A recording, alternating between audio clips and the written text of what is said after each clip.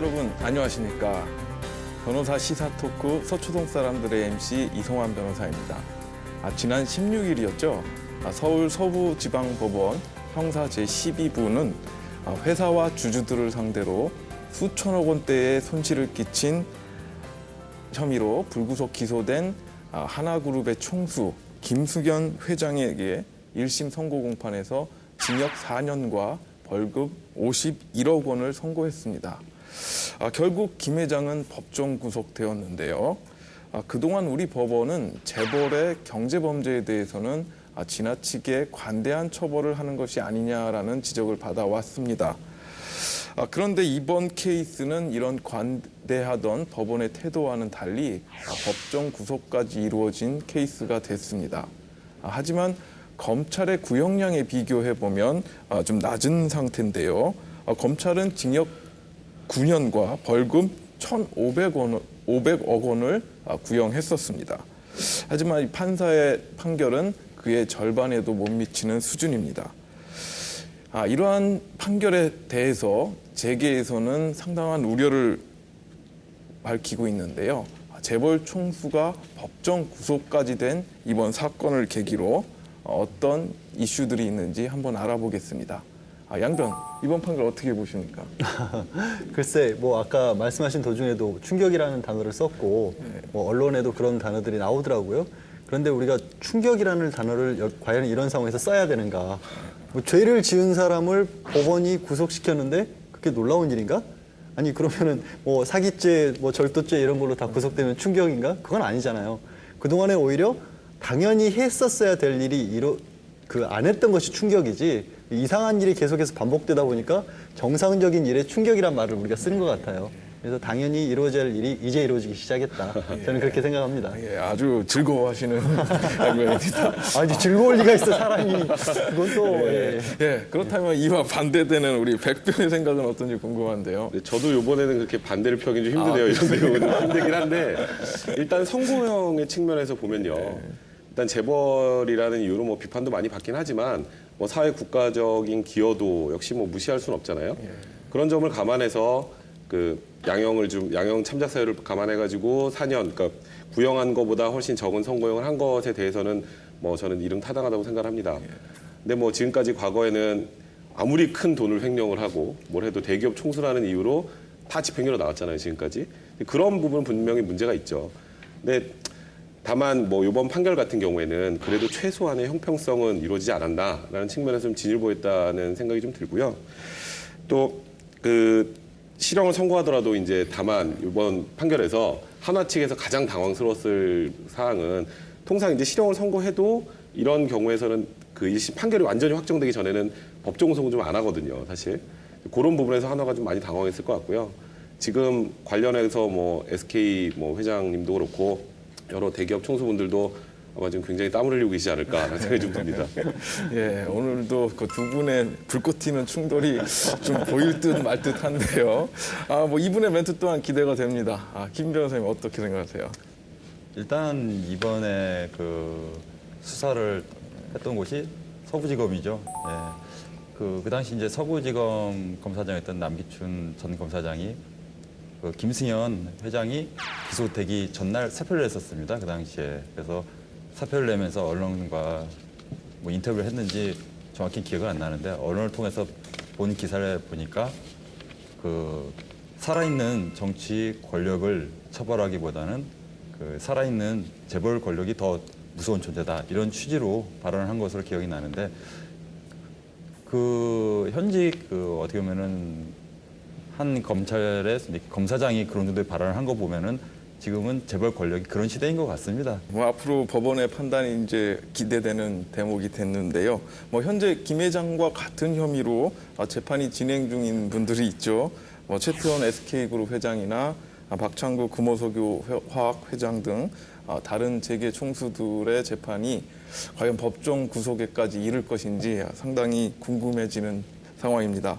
지금 정치권을 중심으로 해서 경제 민주화 바람이 불고 있는데요. 이를 통해서 재벌 기업에 대한 압박이 거세지고 있습니다.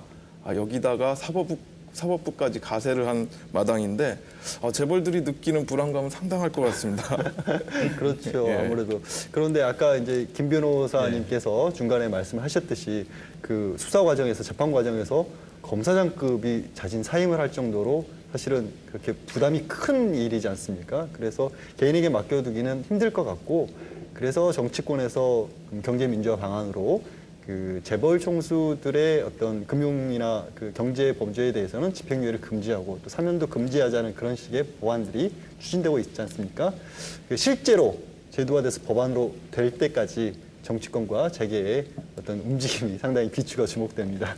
그 최근 몇 년간 그 재벌 회장들의 그 주로 범죄가 횡령, 배임, 아니면 탈세 등등이었는데요.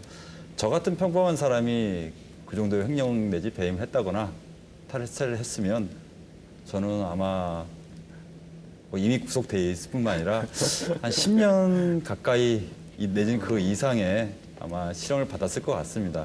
그러니까 저 같은 그 법률 종사자도 이렇게 느낄 마당에 이건 뭔가 법이 형평이 안 맞다 이런 거겠죠. 그래서 국민들의 인식이 더 무서운 것 같아요. 왜냐하면은 법이 잣대는 공평이 되는데 공평하지 않지 않나 이런 의혹을 가지니까. 그리고 문제는 그 지금 처벌되고 있는 사람들이 하나같이 대부분이 이제 재벌 2세 내지 3세들이죠. 그러니까 이 재벌 시스템도 어떻게 보면은 늘 오래전부터 강조되었듯이 이제 전문 경영인 제도 체제로 돌아가서 그 재벌, 그러니까 대주주는 뭐 배당을 받는다든가 뭐 이런 식의 이익을 취득하면 되고 경영은 전문 경영인들이 하는 것이 그쪽으로 추진하는 것이 옳지 않나 이런 생각이 듭니다. 그동안 그 엄청난 경제 범죄를 저지른 재벌 총수들에 대한 그 솜방망이 처분이 유전 무죄라는 이름으로 사법 불평등을 심화시켜 왔다는 점에서 이번 판결의 의미는 상당하다고 볼 수 있을 것 같습니다. 하지만 이제 앞으로 더욱 가속도를 낼 것으로 예상되는 이 경제 민주화라는 이슈가 단지 표심을 잡기 위한 어떤 정치적인 행동, 재벌을 때려잡는 용도로 쓰이지는 않을까 좀 걱정되는 부분도 있기는 합니다. 국민의 알 권리를 200% 충족시켜주는 변호사 시사 토크 서초동 사람들. 이제 본격적인 이야기를 나눠봐야 할 텐데요. 오늘의 첫 번째 토론 주제에 대해서 먼저 화면을 통해 만나보도록 하겠습니다.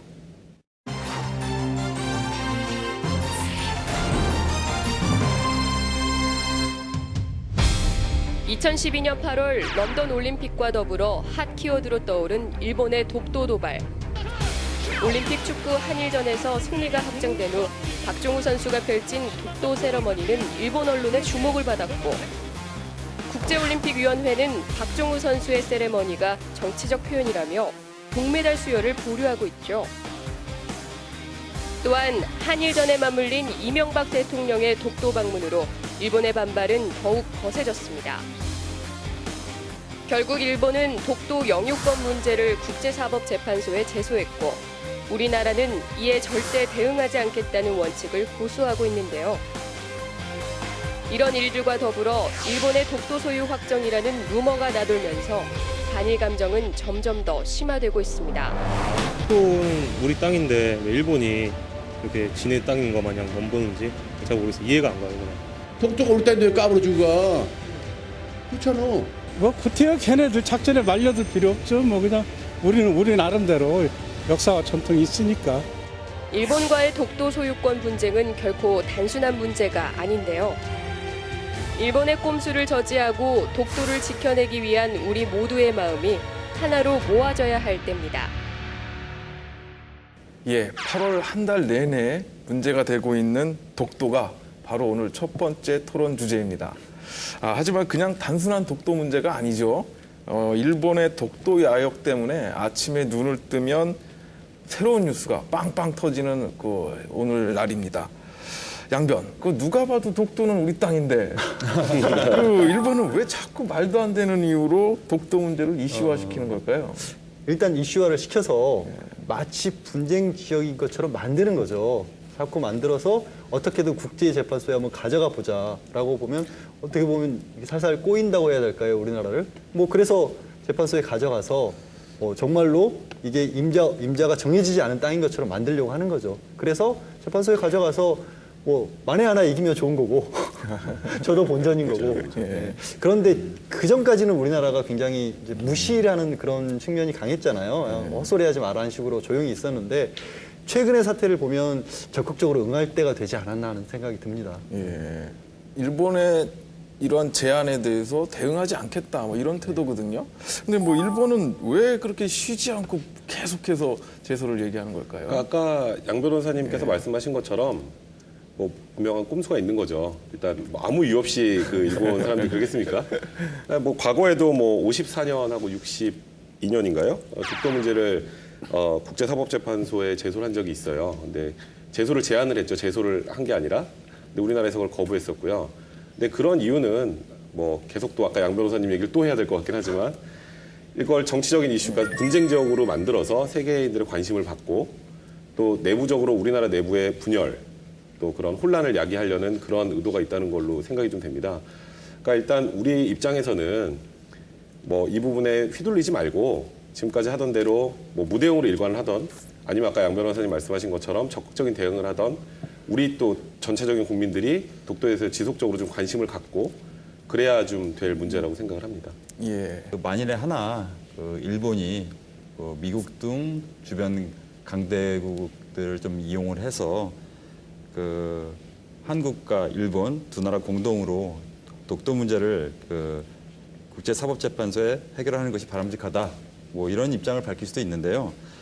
그 문제는 그 1965년 그 한일 기본조약 체결 당시 정한 분쟁을 해결하기 위한 그한 공문에 위반되는 행동입니다. 왜냐하면은 그 공문에 의하면은 이 양 당사국이 그 쌍방간에 동의해 그 국제사법재판소에 이런 것을 문제 삼을 수 있는데 지금은 일본이 이제 일방적으로 그 우리나라의 의견을 뭐 무시하는 거죠. 일종의 뭐 국제사법재판소에 뭐 제소하자 이런 식으로 나오기 때문에 우리나라 입장에서는 이것은 1965년에 체결했던 이런 약정 위반되는 거 아닌가 이것을 좀 명확히 밝힐 필요가 있다고 생각합니다. 예. 법적으로 이 국제사법재판소와 관련해서는 우리가 우리 입장에 따라서 주도적으로 역할을 할 수 있는 상황이라고 보면 될 것 같습니다. 그럼 이 시점에서 명쾌하게 이제 한마디로 이 독도가 왜 우리 땅인지 그 근거를 한번 정리를 해보겠습니다. 백변이 한번 정리해 주실까요? 제가 이게 한마디로 좀 힘들 것 같고요. 저도 사실 항상 어렸을 때부터 지금까지 독도는 우리 땅이다라고만 알고 있었는데 왜 우리 땅인지 정확하게는 사실 대부분의 국민들도 모르는 거라고 생각을 해요. 그래서 저도 이 기회에 한번 좀 찾아봤는데요. 일단 한 4가지 관점 정도에서 생각을 해볼 수 있을 것 같아요. 일단 그 역사상 고유 영토였는가? 그 문제 생각을 해보면 이제 512년에 지증왕 신라죠. 지증왕 때 신라에 복속된 이후에 1905년까지 우리나라 지도뿐 아니라 일본 지도에서도 독도는 한국의 영토인 것처럼 묘사가 돼 있었습니다. 지금까지. 그러니까 1905년이라는 기준이 되게 중요한데요. 그런 걸로 보면 일단 최소한 1905년까지 우리나라는 우리나라 영토였다라는 거는 그 부분으로 어느 정도 해소가 되는 것 같고요. 두 번째 이제 일본이 맨날 주장을 하는 건데요. 1905년도에 시네마용 고시 40호로 독도가 일본의 영토다라고 공고를 했다고 해서 그래서 자기 땅이다라고 이렇게 보통 주장을 하는데요. 실제로 그때 당시에 그 고시된 적이 없습니다. 그 고시가 고시된 적이 없고요. 이제 비밀리에 이제 독도를 일본 땅으로 편입할 음모를 가지고 이제 외교권이 우리나라 박탈된 이제 1906년도에 1906년 4월쯤에 울릉 군수에게 고시사항을 통보했어요. 그러니까 이거는 명백하게 영토 침탈 행위죠. 그러니까 그런 부분을 봤을 때도 역시 이 부분에 대한 일본 주장은 좀 이유가 없는 것 같고요. 또 이제 전후 평화 조약의 해석을 가지고 일본에서 얘기를 하는 게 샌프란시스코 조약을 보면 울릉도가 우리나라 땅이라는 건 좀 명시가 돼 있는데 독도 부분이 빠져 있어요. 그래서 이 부분이 빠져 있으니까 이거는 우리 땅이다라고 이제 일본이 주장을 하는 건데. 일본이 이제 전후에 항복 처리 문서, 이제 항복하면 이제 거기다가 뭐가 이것저것 쓸 거 아닙니까? 그 서약한 내용에 독도가 우리나라 땅이라는 건 그 부분에 명기가 돼 있었어요. 그러니까 만약에 일본의 주장대로 그 샌프란시스코 조약에서 독도가 빠졌기 때문에 일본 땅이라고 한다면 그 바로 직전에 체결한 각서에 있었던 내용이 있다는 걸 감안할 때는 그걸 단순히 빼는 게 아니라 거기에 독도는 일본 영토다라고 명기가 됐어야 됐겠죠. 그러니까 그런 면으로 봐도 역시 일본의 주장은 좀 이유 없는 것 같고요. 그리고 이제 실효적으로 지배를 하느냐 그 관점에서 살펴보면요. 그러니까 일본은 그냥 단순히 1905년도 이후로 자기네 땅에 그냥 자기들이 실효적 지배했다라고 말만 하는데 이 실효적 지배라는 거는 평화적으로 계속적으로 그리고 또 실질적으로 지배를 해야 되는데요. 그런 면으로 보면 지금 뭐 더 말씀을 드리지 않아도 우리나라가 그 이후로 계속 실질적 지배를 했다는 건 너무나 명백하다고 생각을 합니다. 그래서 이런 점을 종합해 보면 독도가 우리나라 땅이라는 거는 뭐 두말할 나위 없이 명확한 사실인 것 같습니다. 예.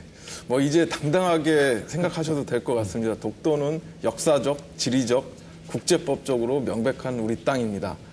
이 시점에서 홍길동이 생각나지 않을 수 없는데요. 아버지를 아버지라 부르지 못하는 안타까운 심정의 홍길동.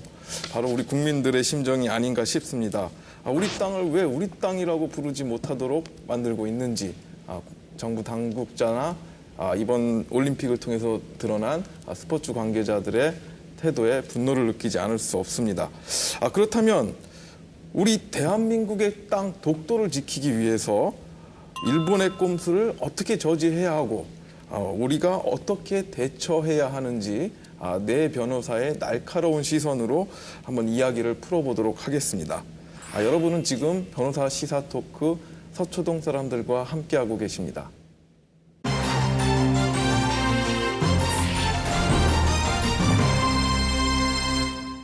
예, 오늘은 양변과 백변이 특별히 싸울 것 같지는 않은데요. 예, 본격적인 독도 토크를 하기에 앞서서 먼저 짚어봐야 될 부분이 있습니다. 올여름 최악의 폭염으로 기록되고 있는데 1994년보다 더 덥다, 덜 덥다 뭐 이런 얘기들이 나오고 있습니다. 그런데 백변, 이 더운 여름을 더 덥게 만들고 있는 일이 있죠. 뭐 어떤 이유가 있죠? 일단 뭐 너무나 열기를 느낄 수 있었던 그 전 세계 204개국에서 11,000여 명의 선수들이 참가했던 2012년 런던 올림픽 때문이죠. 네, 더군다나 또 이번 올림픽에서는 우리나라가 원정에서 처음으로 종합순위 5위를 차지했고 금메달을 13개나 땄잖아요. 그래서 그것 때문에 온 국민들이 잠을 주무시지 못했는데 하지만 또 이 신사의 나라라고 불리는 이 영국에서 유독 이상하게 우리나라에게 불리했던 그런 편파 판정들, 뭐 박태환의 이유 알 수 없는 실격, 번복, 뭐 신아람 선수의 도무지 생각할 수 없는 그 1초, 과연 1초가 어느 정도인지 뭐 그런 것들이 되게 많았잖아요. 그래서 우리 국민들이 결코 잊을 수 없었던 그런 일들이 많았었는데, 근데 결정적으로 우리 모두가 잊을 수 없는 사건은 바로 한일전 경기, 3, 4위전이었죠. 그 경기에서 일어났는데 결국 이제 박종호 선수의 독도 세레모니였습니다. 뭐 이 행위가 정치적 행위다, 뭐 아니다, 뭐 논란이 일면서 우리나라가 동메달을 따는데 가장 혁혁한 공을 세운 선수 중에 한 명인 박종호 선수가 시상대에 오르지 못하는 그런 불상사가 생겼었죠. 예. 김병, 이게 뭐 축구판 홍길동 아닙니까? 그죠? 일단 IOC의 기준이 좀 명백하지 않은 것 같습니다. 정치적인 행위를 뭐 금지한다. 올림픽에서는요. 그런 취지는 뭐 다들 공감할 겁니다. 근데 문제는 뭐냐면 일단 이게 비교 대상이 있죠. 일본 특정 종목의 일본 선수들이 일본 제국주의를 상징하는 우길 승천기를 입고 상징하는 표시를 입고 경기에 참가했단 말입니다. 우리나라 이 박종호 선수랑 비교를 해보면 일단 박종호 선수는 일단 고의가 없어요. 의도된 게 아니었죠. 일단은 이 독도는 우리 땅이라는 피켓을 본인이 준비도 하지 않았고 3, 4위전에서 승리한 기쁨에 이제 운동장을 돌다가 우연히 우리 한국 관중이 이제 들고 있는 것을 잠깐 보고 그냥 전달해 주길래 우연찮게 든 거죠. 일종의 제가 봤을 때는 의도된 적도 없고 그 순간에 기쁨에 겨워서 한 거라는 참작 사유도 있는데 문제는 일본 같은 경우에는 처음부터 의도된 거였고 그 유니폼 자체가 과거에 일본의 제국주의 상징하는 거기 때문에 이것이야말로 정치적인 의사표시 아닌가라고 생각이 듭니다만 아무튼 이번에 박종호 선수에 대해서 IOC가 어떤 뭐 제재를 할 것인지 아니면 그냥 제재를 안 할 것인지 판단은 아직 나오지는 않는데요. 만약에 IOC가 박종호 선수에 대해서 어떤 제재를 가한다면 이건 일단은 매우 불공평한 처사가 아닌가 뭐 이런 생각이 듭니다. 불공평한 것도 문제지만 IOC가 그렇게 한다면 문제지만 거기에 대한 우리 측의 어떤 대응도 굉장히 문제가 많았어요. 대한축구협회가 일본 축구협회에 사과 메일을 보냈고 새누리당 같은 경우는 IOC에 박정호 선수에 대해서 선처를 요구한다라는 그런 어떤 요구를 했다고 하는데 이게 뭐 하는 짓인지 모르겠어요, 사실 저는. 이게 첫 번째로는 두 가지 문제를 짚을 수 있는데 이게 과연 우리가 올림픽도 유치했고 어떤 세계적으로 이번 올림픽에서 그렇게 5위라는 높은 성적을 낸 그런 나라가 가진 스포츠 외교력이라고 볼 수 있느냐, 이런 정도의 수준을. 두 번째는 우리가 여기서 변호사들이지만 사과를 한다거나 선처를 바란다고 하는 것은 일종의 자백이란 말이에요. 내가 죄를 지었다라고 하는 거를. 지금 아까 계속해서 얘기가 나왔듯이 독도를 가지고 분쟁 지역으로 이끌고자 하는 게 일본의 어떤 속셈이라면 그것에 대해서 우리가 사과를 한다는 거는 굉장히 불리한 외교적, 국제적 증거를 남긴 거라고 볼 수 있거든요. 선처, 관용 이런 거는 죄 짓고 나서 봐달라고 할 때 쓰는 건데, 아니 그렇게 열심히 뛴 박정호 선수를 왜 죄인으로 만들고 있는지 정말 좀 화가 나더라고요. 그걸 보면서. 예, 뭐 문제는 여기서 그치지가 않는데요. 이명박 대통령이 독도를 방문하면서 그 한일 양국 간의 논란이 좀처럼 가라앉지 않고 있습니다. 우리나라 대통령 최초로 독도를 방문한 이 대통령의 행위가 독도는 대한민국의 땅임을 대내외적으로 알리는 의미 있는 행동이라고 볼 수 있는데, 이미 우리나라가 독도에 대해서 실효적 지배를 하고 있는 상황에서 일본의 반발이 거셀 것임이 분명한 이쯤에 독도를 굳이 방문을 해서 이런 논란거리를 만들 필요가 있느냐라는 목소리도 없지는 않습니다. 양 변호사, 이 상황은 어떻게 보시나요? 저는 이 상황을 해석을 못 하겠어요, 사실은. 해석을 왜 못 하겠냐면 첫 번째 과연 우리 대통령 주변에 국제법을 잘 아는 전문가들은 있었겠죠, 당연히. 그러면 제가 모르는 어떤 뭔가 어떤 의미가 숨어 있었으리라고 저는 바라고 있어요. 왜 그러냐면 국제법상 어떤 실효적 지배가 이루어진다라고 하는 건 아까 백변이 설명하신 것처럼 굉장히 실질적으로 평화롭고 효과적으로 유지되고 있다라는 그런 상태인데, 그런 상태가 유지되지 않는 것처럼 빌미를 제공했단 말이에요. 일본이 그렇게 들고 일어날 수 있는. 그래서 일부러 이런 것을 만들었던 어떤 계기가 있었다면, 그리고 사전에 치밀하게 행동된 어떤 그런 방문이라면 환영해야죠. 제가 그 의미를 모르더라도. 그런데 과연 그게 뭐가 있는지 잘 못 찾겠고, 두 번째로 이제 또 제가 또 기자 출신이지 않습니까? 이게 그 업계에서 쓰는 용어로 물 먹었다 그래요. 그 상대편이 특종을 하면 다른 사람들이 물 먹었다 그러는데, 일본 기자들이 우리 언론은 모르는데 10시간 앞서서 먼저 보도를 했단 말이에요. 청와대가 임의로 엠바고를 거는 바람에, 엠바고라고 하는 건 이제 보도를 하지 말아달라고 하는 건데, 왜 그러는지 모르겠어요, 그 이유를. 부디 제가 무식해서, 제가 부족해서 모르고 있기만을 바라고 있는 상황입니다, 저는. 참 원래 오늘은 양 변호사님이랑 문제가 될 일이 없을 줄 알았는데 뭐 저는 그래요. 일단 기본적으로 뭐 양 변호사님 말씀을 쭉 들어보면 약간 이번에 이 대통령의 독도 방문을 약간 비꼬시는 것 같은데. 아니 뭐 비꼰다기보다 제가 모르겠다는 거예요. 제가 보기엔 어떤 시청자분이 봐도 아마 비꼰다고 생각하실 것 같아요. 저는 기본적으로 이 대통령이 독도를 방문했다는 것 그 자체에 대해서 굉장히 환영하는 편입니다. 일단 지금까지 한 대통령도 우리나라 모든 국민들이 독도는 우리 땅이라고 하면서 대통령이 정말 일본과의 그런 분쟁, 그런 것들이 두려워서인지 아니면 어떤 이유인지 모르겠지만 아무도 못 갔잖아요, 지금까지. 뭐 그런 의미에서 우리나라를 다스리는 총수가 독도에 한번 방문을 한다라는 그런 사실은 상징적으로라도 그 전에 이미 있었어야 될 일이라고 생각을 하고요. 그래서 그런 면으로 볼 때 국제법적으로 분쟁이 야기될 여지가 있고 뭐 그런 일본과의 뭐 관계 마찰의 문제가 될 수 있고 그런 걸 떠나서 방문했다는 것 자체는 충분히 많이 환영을 해야 될 일이라고 생각하고요. 그리고 엠바고 문제는 아까 말씀하신 것처럼 분쟁이 야기될 수 있는 걸로 어떻게 보면 기습 방문을 하려고 엠바고를 걸었던 것 같아요. 근데 물론 이게 이제 일본에 10시간 먼저 유출되고 이런 건 잘못됐죠. 그건 잘했다고 생각 안 하는데 그 자체 엠바고를 걸었다는 것 자체로 뭐 국민의 알 권리를 충족을 못 시켜줬다거나 그런 부분은 좀 별개의 문제인 것 같아요. 그런 엠바고라고 하는 게 정말 필요한 상황이었는지, 엠바고가 발휘되는 거는 정말 어떤 국가의 어떤 사회적으로 손해를 막기 위해서 굉장히 긴급한 일일 때, 예를 들어서 어떤 사안이 뭐 극단적인 상황이지만 군사적인 조치를 취하려고 할 때, 이럴 때 거는 게 엠바고거든요. 그런데 이 상황이 그런 상황이었을까? 또 플러스로 더해서 그렇게 치밀하게 어떤 개선된 행동하에서 한 것이 아닌데도 엠바고를 걸었다면 모르겠다라는 거예요. 왜 제가 치밀한 얘기를 자꾸 하냐면, 정말 백변이 말한 것처럼 대한민국 대통령 중에 최초로 독도를 방문을 하시는 거라면 앞이 전후에 그리고 그 이후에도 그 방문 이후에 어떤 태도라든지 어떤 성명이라든가 이런 것들에 있어서 그런 여지가 있는 것들 이래서 지금 이 시점에 굳이 방문을 하셨구나라는 게 국민인의 한 사람이 나도 좀 이해가 갔으면 좋겠는데 잘 모르겠다라는 것. 이 대통령이 방문한 이유는 이제 일본이 지금까지 당연히 지금 아까 제가 말씀드렸던 것처럼 독도는 우리나라 땅임에도 불구하고 자꾸 뭐 제소를 하자는 등 뭔가 조금씩 꼼수를 부리잖아요. 그래서 이제 그 우리나라 국가, 우리나라의 확실한 의사 표명의 행위 아니었나. 그래서 저는 그 부분에서 전적으로 환영을 하거든요. 저는 그랬으면 차라리 근데 좋겠어요. 그 전에 대통령들이 많이 싸우고 뭐 이게 싸움이 문제가 아닌 것 같은데 저도 한 말씀 드리면 두 분이서 예. 너무 여기 일대 논쟁을 하니까 좀 약간 이제 좀 잠재운 차원에서 제 생각을 말씀드리면 그 일단 백 변호사님 말씀처럼 역대 그 대통령들이 독도를 방문한 적이 없죠.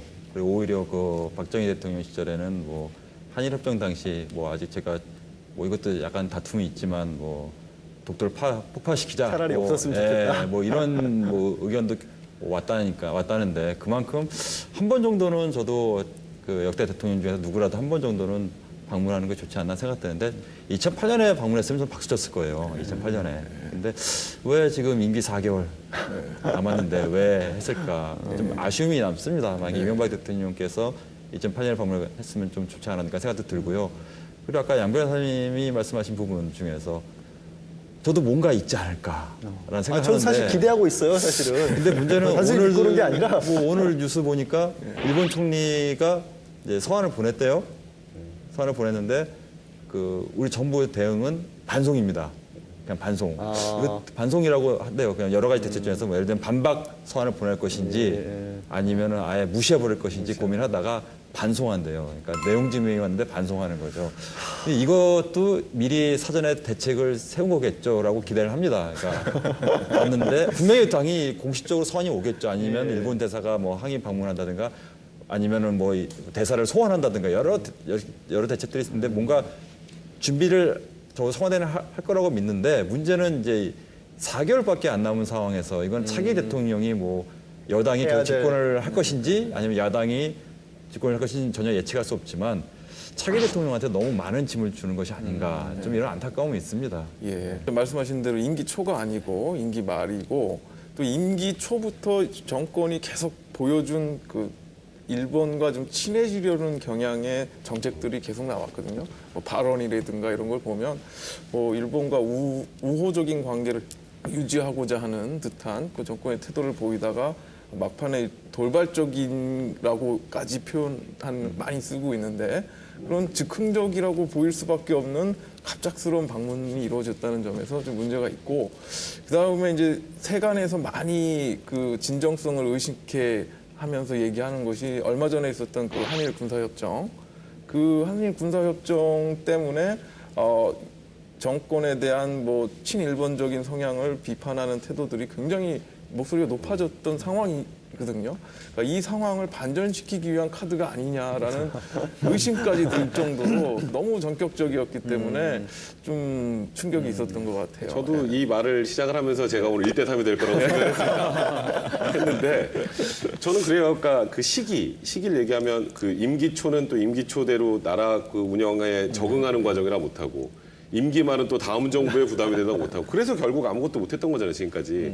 그리고 지금 말씀하시는 그런 음모들 그리고 사실 한일이 완전 대립하면 안 되잖아요. 우리는 같이 나가긴 해야 돼요. 경제 부분도 있고 협력해야 될 부분 아닌데 적대시할 수 있는 건 아니죠. 근데 대신에 분쟁이 있는 부분에 대해서 명확한 우리 입장을 밝히는 측면이라고 생각하면 그거는 전혀 모순되는 건 아닌 것 같거든요. 그게 말 그대로 약간 뭐 좀 이런 얘기하면 극단적으로 얘기하면 약간 다 음모론. 이러면 이런 것 때문이 아니었을까. 저러면 이런 것 때문이 아니었을까라는 시각도 있겠지만 그냥 좀 저는 가끔은 이제 대통령 우리나라 그래도 국가 원수인데 대통령의 행동을 좀 이렇게 순수하게 좀 한 번씩은 좀 봐줄 필요도 있지 않을까. 그 저는 얘기가 그렇게 생각을 합니다. 그래서 저도 정말 아까 전제로 들었지만 저는 음모론을 주장하는 것도 아니고 그래서 비꼬고 이런 게 아니라 그 행동이 의미가 있다고 믿고 싶어요. 그리고 방문한 것 자체에 대해서는 찬성을 해요. 왜냐하면 저는 이제는 적극적으로 나서서 응대해야 된다고 생각하는 그런 시점이기 때문에. 그런데 그거를 그런 취지와 그런 목적과 있으시다면 국민들도 좀 공감할 수 있고 알 수 있게 어떤 후속 조치나 내지는 이런 것들 좀 따라줬으면 좋겠다라고. 그 뒤로 후속 조치가 계속 강력 대응을 하고 있지 않나요? 강력 근데 대응을 이제 우리가 이제 지금 어차피 얘기가 우리가 대통령이 뭘 잘했다 못했다 이 얘기를 하고 싶은 게 아니고 일본이 나쁜 놈이다 얘기하고 싶은 게 물론 아니에요. 뭐 제가 보니까 이명박 대통령 얘기가 나오면 이렇게 됩니다. 제가 보니까 다른 거 독도랑 상관없이 나오면 이렇게 되는 것 같아요. 이 독도 문제, 그 일본의 그 꼼수 뭐 이 문제로 좀 돌아가서 얘기를 할 필요가 있을 것 같습니다. 그래서 뭐 어떤 얘기부터 해볼까요? 뭐 글쎄요, 일본 같은 경우에는 아까 처음부터 우리가 나온 게 그거잖아요. 저는 이제 내용 증명을 보내는 것과 같다 그런 표현을 쓰고 싶은데 자꾸 뭔가 이건 우리 거예요, 우리 거예요, 우리 거예요라는 문서들이 쌓여 나가기 시작하면 나중에 우리는 없어.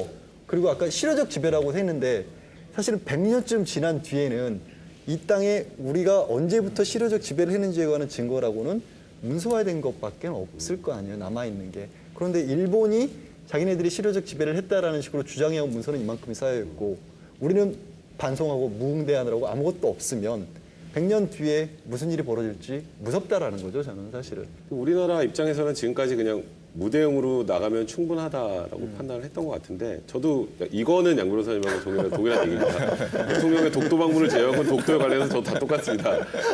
그러니까 일단 저도 이번에 처음으로 독도가 왜 우리나라 땅인지 찾아보고 알게 됐거든요. 예. 대부분의 국민들은 그냥 독도는 우리 땅인 거지 어떤 이유가 없어요. 사실 대부분 그러실 것 같아요. 그러니까 그 정도로 우리나라 국민들에게도 홍보가 좀 되지 못했고 그렇다면 뭐 세계는 더 하겠죠.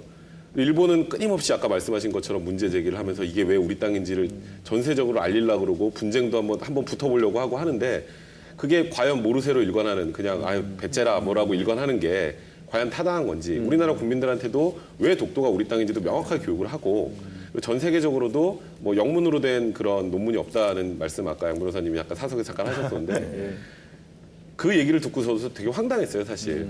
전 세계적으로도 왜 독도가 우리나라 땅이고 그런 부분을 세계적으로 알려야 되는데 그런 부분에 대한 노력은 전혀 하지 않고 원래 그냥 우리 땅이니까 가만히 있으면 되겠지라는 건 너무 아니라고 좀 무책임한 행동이 아닌가라는 생각이 듭니다. 그래서 저도 이제 앞으로는 이번에 이명박 대통령이 독도 방문한 것처럼 선전포고한 것처럼 앞으로 이 부분을 많이 이슈화해서 세계적으로도 왜 우리나라 땅인지 알리는 게 더 바람직하다고 생각합니다. 그래요. 그럼 이 시점에서 좀 얘기해봐야 될 부분이 이제 그동안 우리나라는 무대응이었단 말입니다. 그러면서 지금 일본이 국제사법재판소에 제소를 한 해 만에 뭐 제안을 하고 막 이런 상황에서 이제 우리도 뭐 국제사법재판소에 가던가 어떤 대응이 필요하지 않느냐. 뭐 이런 목소리들이 나오는데요. 과연 우리가 국제사법재판소에 가는 것과 관련해서는 어떤 의견들이 있으신가요? 당장은 위험하죠. 예. 사실은 그게 별거 아닌 것 같지만 일본 애들 꼼수가 거기서도 보이는 게 일본이 중국과 러시아와도 비슷한 영토 분쟁을 하고 있잖아요. 그래서 중국이나 러시아에는 가잔말을 안 하는 게 사실 우리 법조인들의 책임도 있습니다. 이 부분에 있어서는. 국제사법재판소에 한국인 재판관이 없거든요. 중국이나 러시아 재판관은 있지만 그거 하나만 봐도 일본 쪽이 얼마나 정말 꼼수 무시할 수는 없잖아요. 사실은 내 나라 그 사람이 재판관으로 있냐 없느냐가 중요한 문제니까. 일반 우리가 흔히 이제 일반 소송에서는 뭐 채권자건 채무자건 뭐 소송을 제기하면 재판을 받죠.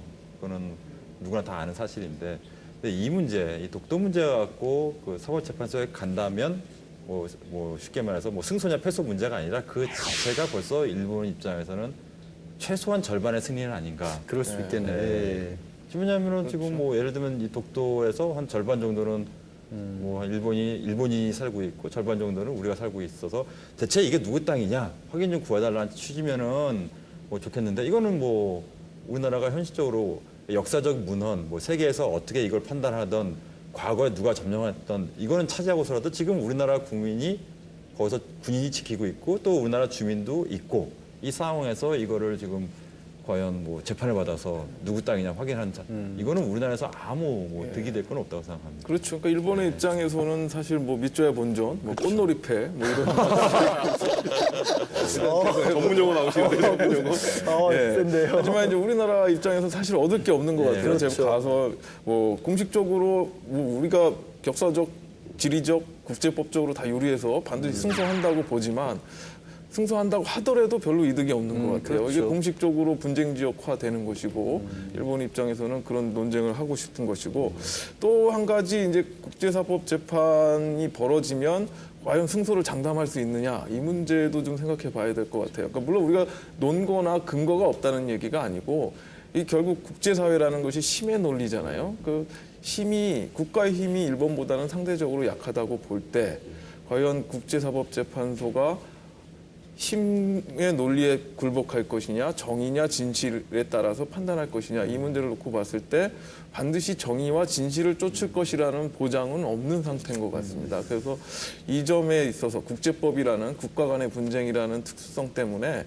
국제사법재판소에 가는 거 괜한 위험을 자초하는 볼 수도 있습니다. 예. 예를 들면 뭐 이것도 넓게 보면 뭐 예를 들면 위안부 문제만 해도 사실 우리 뭐 최근 몇 년 동안에 이제 뭐 직전 정부라든가 아니면 들어서 이제 공식적으로 이제 얘기가 나왔지 과거 정권에서는 사실 위안부 문제가 이슈화되지도 않았고 제가 어렸을 때만 하더라도 그 학교에서 그런 교육을 받아본 적이 없어요. 그냥 위안부 문제만 하더라도 사실 위안부라는 용어가 적절한지에 대해서도 지금은 논의가 되고 있는데 사실 우리가 한일 관계에서 주도권을 갖고 있는 건 우리라고 생각이 됩니다. 객관적으로는. 근데 현실적으로는 지금 오히려 이제 독도 문제 등 일본이 집요하게 요구하고 있고 오히려 우리가 주장할 수 있는 위안부 문제만 해도 민간 단체라든가 이런 쪽에서 주장하지 정부가 기껏해야 뭐 슬쩍슬쩍 의사표시를 하지만 일본에 공식적으로 뭐 이렇게 제안한 것도 없고 그래서 제가 봤을 때는 적어도 지금 이제 몇 달 남지 않은 차기 정권에서는 지금 이 현 정권이 이제 저지르는 이 한일 저지른 거죠. 저질렀다는 게 꼭 부정적인 건 아니지 않습니까? 이 문제도 어쩌면 안고 가는 거 아니겠습니까? 그래서 새롭게 정립을 해야 되죠. 그래서 적어도 일본한테 주장할 건 주장하고 일본이 주장하는 것에 대해서 일면 타당성이 있는 게 있다면 그거에 대해서 현명하게 해결하는 것이 현 시점에서는 가장 중요한 거 아닌가 이런 생각이 듭니다. 뭐 결국에는 국가 간의 분쟁이기 때문에 힘의 논리가 아닌가 싶습니다. 결국 우리나라 국력이 얼마나 세냐, 일본의 국력에 비해서 우리가 얼마나 높은 지위를 점하느냐에 따라서 독도 문제의 해결이 달라질 것 같습니다. 한 축구 선수의 권리, 이익을 우리나라가 제대로 지켜줬는가, 보호했는가 이 문제에 대해서도 한번 생각해 볼 필요가 있습니다. 독도와 마찬가지로 한 선수, 한 국민 소중하게 생각하는 국가가 됐으면 합니다. 이 대통령의 독도 방문 이후에 계속된 이 한일 간의 독도 논란은 외교 문제를 넘어서서 양국 간의 경제 문제, 또 민간 부분의 교류 문제에도 상당한 영향을 미치고 있습니다. 우리는 독도뿐만 아니라 우리나라의 주권과 국민의 자존심이 걸린 박종호 선수의 명예와 권리까지 반드시 지켜내야 할 것입니다. 변호사 시사 토크 서초동 사람들 제6회입니다. 이제 두 번째 토론 주제를 가지고 이야기를 해야 할 텐데요. 먼저 화면을 통해 만나보겠습니다.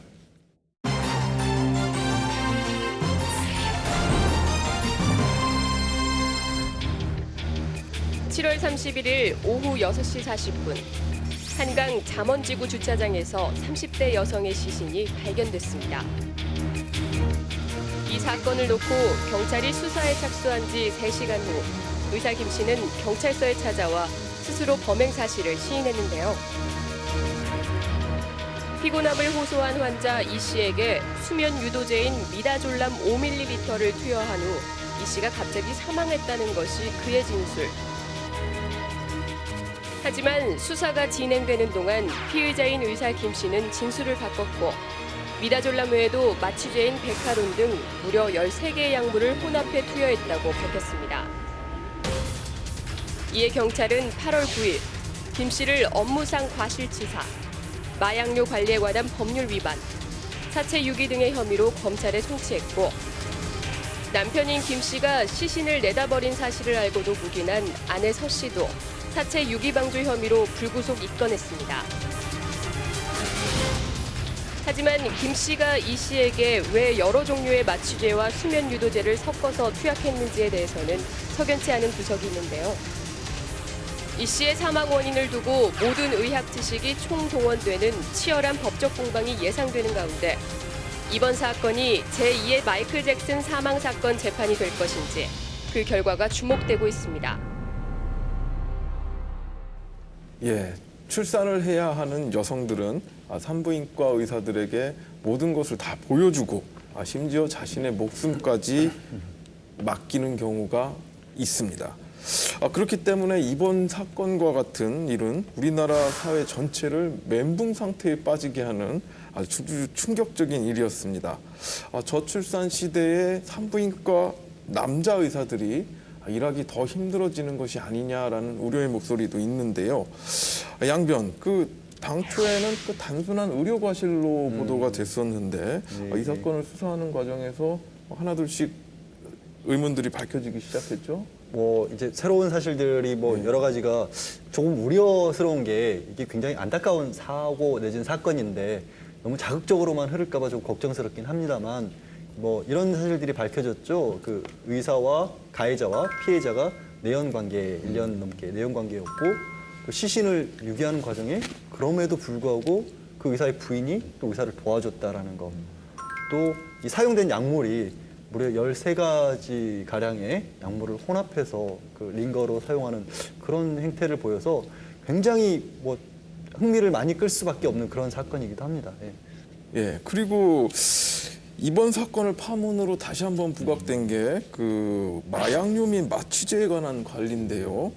백변, 현재 우리나라 마약류 관리에 관한 법률은 어떤 내용으로 되어 있죠? 일단 마약과 향정신성 의약품 및 대마를 적정하게 취급 관리해서 국민의 건강 그리고 보건을 지키고자 하는 그런 이유로 제정된 법률인데요. 대학병원 같이 이렇게 큰 병원 같은 경우에는 이런 마취제들이 적정히 잘 관리가 됩니다만 병원이 좀 소규모, 좀 조그만 병원에서는 간호사의 진술을 들어봐도 그런 관리가 소홀할 수밖에 없다라는 것이 현실적인 것 같아요. 사실인 것 같아요. 그래서 또 이번 사안 같은 경우에도 의사가 처방전도 없이 이런 13가지나 되는 그런 이것저것 되는 그런 약물들을 상대방에 투여했잖아요. 근데 또 이번에 투여한 약물들을 살펴보니까 베카론이나 그리고 또 나로핀 같은 약물들은 이 피해자의 사망에 이르게 하는데 결정적인 단초를 제공했다고 하는 그런 마취통증과 전문의들의 그런 의견도 있었습니다. 예, 제가 듣기로도 미다졸람은 자극도 별로 없고 마취해서 이제 깨어난 뒤에 두통과 같은 부작용도 별로 없어서 수면 유도제로 자주 쓰이는 반면에 이 근육을 이완시키는 이 베카론은 호흡을 멈추기 때문에 큰 수술에만 쓰인다고 들었습니다. 아니 근데 이 더 가관인 게 이 수액을 링거줄 통해서 투약하면 이 씨의 생명에 지장이 없을 것으로 판단했다. 이런 주장이 있더라고요. 그러니까 이게 말이 되나요? 이게? 저도 그 부분은 사실 의학 전문가는 저희가 아니니까. 그런데 그 의사의 주장에 따르면 이제 평소에 사용하던 프로포폴이 아닌 다른 약품을 쓰면서 환각작용이나 어떤 마약 그런 성분을 더 강하게 하기 위해서 그런 것들 섞었다는 거 아닙니까? 보면 물론 내연 관계였다고 하니까 내연 관계에 다른 사정이 없다면 내연녀를 일부러 죽일 의사는 없었다고 보이죠. 하지만 이 사람이 그 가해자가 의사라는 점에 비춰봤을 때 우리가 미필적 고의라는 게 있잖아요. 꼭 사람을 죽이려고 하지 않더라도 죽을지도 모르는데 하면서 갔다라는 거를 우리 법적으로는 미필적 고의에 의한 어떤 범죄가 이루어진다고 보잖아요. 더더군다나 이 경찰은 일단 업무상 과실이라고 했는데 과실치사라고 했는데 이게 환각작용을 얻기 위해서 의사가 주사를 놓은 것도 업무상이라고 해야 될지 저도 의문이 좀 있습니다. 예, 그리고 또 한 가지가 이제 고의로 사체를 유기한 행위인데요. 뭐 이런 사체 유기까지 드러난 현 시점에서 김 씨가 억울하다고 주장하는 것이 과연 대중들한테 어느 정도 설득력이 있을지 참 난해하지 않을 수 없는데요. 특히 그 김 씨의 아내까지 그 남편이 시신을 유기하는 행위에 동참한 것이 아니냐라는 의혹이 있지요. 김 씨 아내는 어떻게 될 것 같습니까? 예, 일단 사체 유기죄가 굉장히 뭐 중한 죄입니다. 아까 우리가 이 사건에서 문제되는 죄들, 뭐 과실치사, 뭐 업무상 과실치사, 뭐 마약 유범죄 여러 죄들이 나왔는데 사체 유기는 뭐 7년 이하 징역이 가능한 매우 중한 범죄입니다. 다만 저였으면 어땠을까? 그러니까 제 배우자가 저한테 갑자기 그때 연락 와서 뭐 어떻든 뭐 사고가 났어. 근데 가보니까 이제 시체가 있었다. 그럼 제가 경찰 신고할 일은 없습니다. 저 역시. 예, 그 순간에 뭐 일단 범죄에 대해서 뭐 수습하기 이전에 이 사체를 어떻게 처리할까. 저도 역시 그걸 부부였다면 고민을 하지 않았을까 생각은 듭니다만, 예, 뭐 어차피 현실적으로는 이런 상황들은 이제 정상 참작 사유로 약간 형을 가볍게 할 뿐이지 아마 좀 그래도 재판부에서는 좀 이렇게 법에 따라서 좀 중하게 처벌하지 않을까. 공범으로? 예, 공범으로 처벌되겠죠. 예. 생각은 듭니다. 예, 이번 사건은 그 인간의 생명을 다루는 의사의 특성으로 말미암아서 고도의 윤리성이 요구된다는 사회적 분위기가 보다 많은 질타를 하고 있는 것으로 보입니다. 내연녀이자 환자였던 이를 사망에까지 이르게 했다는 것, 또 시신을 유기했다는 점, 뭐 이런 것들이 상당한 충격을 주고 있습니다. 그렇다면 과연 이 산부인과 의사의 시신 유기 사건의 진실은 무엇이고 앞으로 어떤 결론에 도달하게 될 것인지에 대해서 변호사들과 함께 이야기를 나눠보도록 하겠습니다. 여러분은 지금 변호사 시사토크 서초동 사람들과 함께하고 계십니다.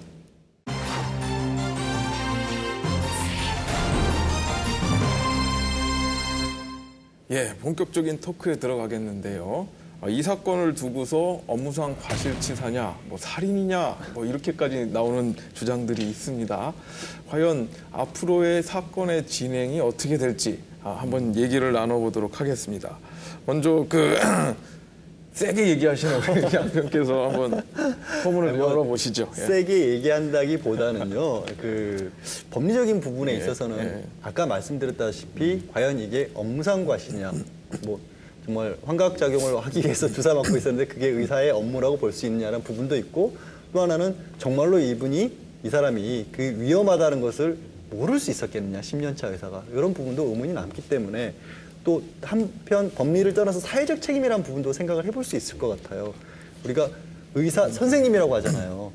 우리나라는 자고로 여태까지 군사부 일체, 그 선생님을 부모하고 동격으로 여기던 나라였단 말이에요. 상당히 그 대단한 호칭인데 그런 호칭을 쓰는 생명을 다루는 의사가 그런 비윤리적인 행동을 했다는 어떤 사회적 책임을 묻는다는 면에 있어서도 그 죄명이 살인으로 가는 것도 고려해 볼 수 있지 않는가. 뭐 외국 사례긴 하지만 마이클 잭슨 같은 경우 그 주치의가 수면 유도제인 프로포폴을 과도하게 썼을 때 그것에 대해서 살인죄를 적용을 했잖아요. 물론 형량은 살인죄에 비해서는 가벼운 4년이었지만 그런 부분도 고려를 해볼 수 있지 않을까 하는 생각입니다. 이것도 셌나요? 굉장히 좀 이렇게 센 얘기를 약하게 잘 돌려서 말씀 잘하신 것 같은데요. 저는 뭐 기본적으로 아까 양 변호사님 말씀하신 거 마지막 부분에 사회적 책임 얘기를 하셨는데 사회적 책임 때문에 사람을 죽인 게 아닌데 살인죄를 적용해야 된다는 건 조금 너무 너무 나가신 게 아닌가. 법리를 앞에서 그래서 깔았잖아요. 저는 깔 것만 내가. 양 변호사님 얘기 중에 두 개의 중요한 근거를 것만. 가지고. 예. 근데 저는 일단은 저도 뭐 정확하게 단정 짓기는 좀 힘든 게요. 일단 그 베카론이라는 약물이 그 호흡곤란을 야기할 수 있다. 그리고 호흡이 정지할 수 있다라는 뭐 그런 약물이잖아요. 그리고 제가 알아보니까 그 약물을 사용하려면 호흡 그 대체 장치라 그러죠. 이렇게 그게 옆에 있지 않으면 그 약물을 원래 쓰면 안 된다고 하더라고요. 근데 이제 이 의사 선생님이 산부인과 선생님이고 마취과가 아니라 그 지식이 있었는지 이제 그 부분도 좀 중요하겠죠. 그런 지식이 있었다면 정말 양 변호사님 말씀처럼 그래 내가 뭐 이 즐기기 위해서 정말 죽어도 어쩔 수 없지라는 생각까지 하고 퇴했다고 볼 수 있는 여지도 있겠죠. 근데 통상적인 이제 사람이라면 뭐 죽어서 뭐 하겠어요. 사실 죽어서 좋을 건 없잖아요. 뭐 고의를 죽일 이유도 없었던 것 같고 단지 좀 즐기기 위해서 조금 더 강하게 즐기기 위해서 투여를 했다는 정도 생각을 하거든요. 그래서 저는 기본적으로 살인 아무리 뭐 해도 이게 미필적 고의한 살인까지는 좀 그렇고 그리고 아무리 봐도 또 업무는 아닌 것 같아요. 이게 업무는 아닌 것 같아서 그냥 과실치사가 좀 정확한 죄명이 되지 않을까라고 생각을 합니다. 예, 뭐 정확한 사실관계를 알 수는 그렇죠. 없지만, 그렇죠. 예, 그러니까 이제 막연하게 가설만 얘기할 수 지금 막연하게 지금 이제 드러난 보도 사실만 놓고 볼 때 미필적 고의까지 적용하기는 좀 무리가 아닌가 싶은 그러니까 생각이 드는데 꼭 이 사건을 예. 떠나서 좀, 예, 예. 좀 사회적인 문제를 생각해 보자 그런 예, 취지였죠. 근데 이제 그런 살인죄까지 얘기가 나오게 되는 이유는 그 동기가 있지 않느냐라는 의심이 좀 드는 것 같아요. 이 그냥 일반 환자나 뭐 아는 여성이 아니고 내연녀라고 그러더라고요. 그것도 또 내연녀이면서도 그 유흥업소에서 일을 하는 그런 여성이기 때문에 오랜 내연 관계 속에서 그 혹시 이 관계를 지속하는 것에 대한 뭐 두려움이라든가 부담감 뭐 이런 것들이 있지 않았느냐 이런 의심을 통해서 뭐 살인죄까지 주장하는 얘기가 나오긴 하는 것 같은데 그런 부담이 있었으면 와이프한테 전화했겠어요. 거기서. 예, 그래서 그거는 좀, 앞으로 좀 네. 수사를 통해 밝혀지는 그렇죠. 문제인 것 같고. 수사에서 더 뭐 나와야지 사실은 더 정확한 얘기를 우리가 할수 이제 있겠죠. 여태까지 토론을 하면서 그 엄격한 죄형 법정주의 이런 것이 준수돼야 된다 이런 그 대법원의 입장을 찬성하는 쪽으로 얘기를 많이 했던 것 같은데 거기서 좀 벗어나신 것 같아요. 예. 가설을 세워본 거고 이제 그런 얘기를 했던 이유 중에 하나는 사실은 그 마약류라고 하는 거 그러니까 굉장히 위험한 물건을 다루는 직업이잖아요. 의사는 생명을 다룬다는 것 자체가 그렇게 본다면 그렇게 위험한 물건인지 의식을 못했다는 어떤 도덕적 해이 내지는 직업적인 해이도 있지 않았는가 하는 생각도 저는 근간에 깔고 있었던 거예요. 만약에 조금 전에 그 백변이 얘기했던 것처럼 그 백화론 뭐 이런 게 마취과 의사가 아니면 모를 수도 있다. 저는 그렇게 생각 안 하거든요. 적어도 의사고 10년차 의사고 이게 어떤 종류의 약물인지는 그 위험성은 더 알았어야 되는 게 아닌가. 그거를 문제 삼고 싶은 거죠. 오늘 본의 아니게 제가 좋아하는 양변을 대적하게 되는데 이게 재형법정주의 저 싫어하세요? 네, 그 재형법정주의는 반드시 지켜줘야 되고 그 이제 고의 부분 이 부분은 명백하게 밝혀야 된다고 봅니다. 아니, 그래서 계속해서 저도 이제 약간 실수를 한 것 같은 게 뭐냐면 사실은 이 사건이 저한테 개인적으로 주는 충격이 컸어요. 이 왜 의사가 저는 처음 뉴스를 보고 슬프더라고요. 이게 뭐 그런 걸 쓰면 뭐 푹 자고 기분 좋게 일어날 수 있다라면서요. 그런데 아니 어떻게 사회에서 의사라는 사람이 그런 푹 자고 기분 좋게 일어나기 위해서 약을 써야 되나? 또 의사라는 사람이 그런 약을 그렇게 쉽게 쓸 정도로 우리의 사회의 어떤 도덕적 기준이 해이해졌는가? 그런 의문들이 계속해서 생기다 보니까 이제 평소에 저답지 않은 재형법정주의를 망각하는 그런 발언을 했나 봅니다. 그래요. 예. 하여튼 이 위험한 물건 이런 약물을 다루는 의사의 어떤 처벌, 과실 뭐 이런 부분은 업무상 과실치상 이런 걸로 해결해야 될 문제가 아닌가 싶습니다. 자꾸 대적하게 돼서. 예, 그래서 이런 문제점 때문에 이제 의료법 개정 얘기가 좀 나오는데 뭐 의료법 개정에 대해서 간략하게 백변이 좀 얘기해 주실까요? 일단 뭐 제 개인적인 생각과 지금 일단 의료법 개정 내용은 그러니까 제가 의료법을 저도 이번에 이게 한번 살펴봤는데 그러니까 면허 취소 사유가 있고요. 면허 취소 사유 중에 뭐 1번 1호에 해당하는 경우에는 앞으로 다시 면허를 재교부받을 수 없다라는 그런 조항이 있더라고요. 근데 그 제 1호를 살펴보니까 이제 정신적으로 좀 문제가 있는 거 지금 쉽게 좀 말씀드리겠습니다. 그리고 마약을 하는 사람 그리고 의료와 관련된 걸로 이제 뭐 사는 문제가 됐던 것들 그런 류의 법률들이 쫙 있더라고요. 근데 거기에 공교롭게 형법도 빠져 있고 살인이나 뭐 사체유기 같은 게 빠져 있어요. 그래서 이런 중범죄를 저지르고도 이제 면허를 나중에 다시 재교부해 주는 게 과연 타당한지 사람의 생명을 다루는 의사라는 직업 측면에서 봤을 때 그렇지 않느냐 해서 이번에 아마 그래서 의료법 개정안이 발의된 걸로 아는데요. 현재 보니까 뭐 이거에 관련해서는 또 의사협회에서는 어쨌건 면허를 다시 못 받게 하는 사유니까 추가되는 거니까 굉장히 심하게 반대하는 것 같더라고요. 일단, 네. 의사가 설령 실수를 하려고 해도 나쁜 짓을 하려고 해도 조금 더 어렵게 못하도록 마약류 관리에 관한 법률도 좀 정비를 할 필요가 있을 것 같아요. 보면 현재는 뭐 대장에 기록한다거나 아니면 관리자를 둔다거나 그런 건데 이번 사건에서도 보듯이 조그만 병원에서 의사가 하려고 하면 손 못 대리라는 보장이 없잖아요. 그러니까 지금처럼 그냥 단순히 대장에 기재하는 거 말고 뭐 유통 단계부터 조금 더 과학기술적으로 접근을 해서 뭐 요즘 뭐 인터넷 쇼핑만 해도 내가 주문한 물건이 어디 있는지 다 알 수 있는데 바코드 하나씩 붙여서 쭉쭉쭉쭉 어떻게 되는구나 최종 개봉까지 그런 장치도 필요할 것 같고 또 뭐 그밖에 제조하는 회사가 많지 않을 테니까 그런 어떤 약품들을 유통이 잘못되고 이제 수시로 감시하는 체제도 필요할 것 같고 뭐 개인에게만 맡겨두기보다 개인이 그런 행동을 못하도록 막는 장치도 한꺼번에 갔으면 좋겠습니다. 그 의사들의 그 특히 이런 뭐 성분 관련 범죄 내지는 뭐 이런 거는 잊을만 한번 그 언론에 보도가 됩니다. 근데 사실 현실적으로는 훨씬 많겠죠. 그 보도가 안 되거나 아니면 밝혀지지 않는 것들.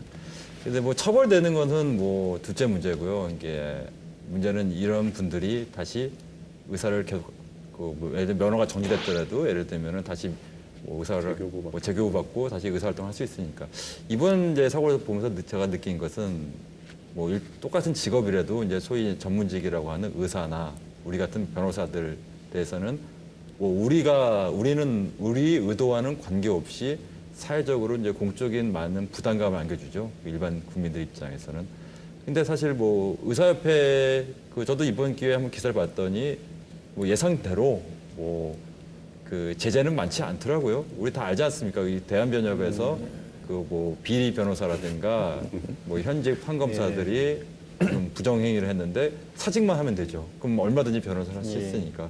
사실 곰곰이 생각하니까 이게 남의 일은 같지는 않더라고요. 오히려 우리들 자체도 대한변협에서도 뭐 변호사 숫자가 이제 점점 늘어나는 추세니까 앞으로는 이제 뭐 의도치 않게 변호사 비리도 많아질 텐데 좀 의사만 질타할 것이 아니라 우리 스스로도 어떻게 보면은 이런 좀 비리를 저지른 변호사들이 있으면은 처벌은 처벌이고 그런 사람들이 이제 변호사로 활동하는 것은 막아야 되는 거 아닌가라는 생각이 들었습니다. 저는 그래서. 이거는 반론할 게 없네요, 별로. 근데 일단 뭐 이번 사건만 봤을 때는 의사라는 직업 자체가 그 항상 사람의 생명과 신체를 다루는 직업이잖아요. 그러다 보면 의도치 않게, 그러니까 우리들은 몰라요. 이 의사가 죽인 건지 혹은 정말 업무상 과실인지 그것도 알 수 없잖아요. 우린 그렇죠. 지식이 없으니까. 그래서 살인이나 혹은 정말 사체유기 같은 일들이 어떻게 보면 의사 손에서 우리가 전혀 모르게 나올 수 있는 거거든요. 근데 그런 부분에 대한 엄격한 이런 통제 장치 등을 규정해 놓지 않으면 또 제2, 제3의 이런 사건이 생기지 않는다는 보장이 없잖아요. 그래서 앞으로 의료법도 그렇게 돼야 될 거라고 생각을 하고요.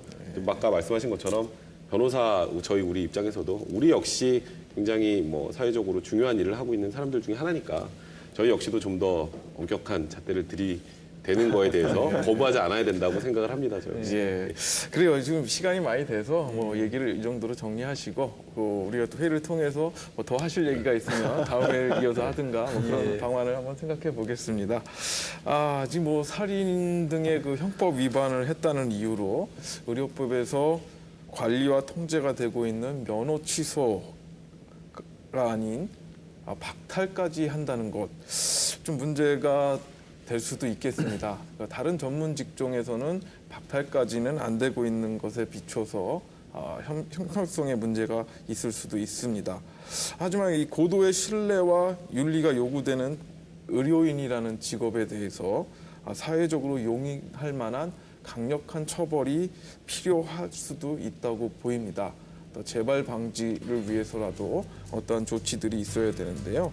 그 엄중한 잣대가 유독 의사에게만 적용돼서 의료인들이 반발을 살 필요는 없지 않나 뭐 이런 생각도 해보게 됩니다. 개념 있는 4명의 변호사와 함께 해본 변호사 시사 토크 서초동 사람들 제6회 어느덧 마칠 시간이 됐는데요. 이번 시간에는 일본의 꼼수 독도 야욕에 대해서 한번 얘기를 해봤고요. 산부인과 의사의 시신 유기 사건에 대해서도 한번 얘기를 나눠봤습니다. 오늘도 전국을 휘찌르는 토크로 시청자 여러분들의 궁금증을 어느 정도 해결해 줬는지 상당히 궁금한데요. 대한민국의 알 권리를 충족시켜주는 서초동 사람들. 저희는 다음 시간에 더욱 핫한 핫한 주제로 찾아뵙도록 하겠습니다. 지금까지 시청해주신 시청자 여러분 감사합니다.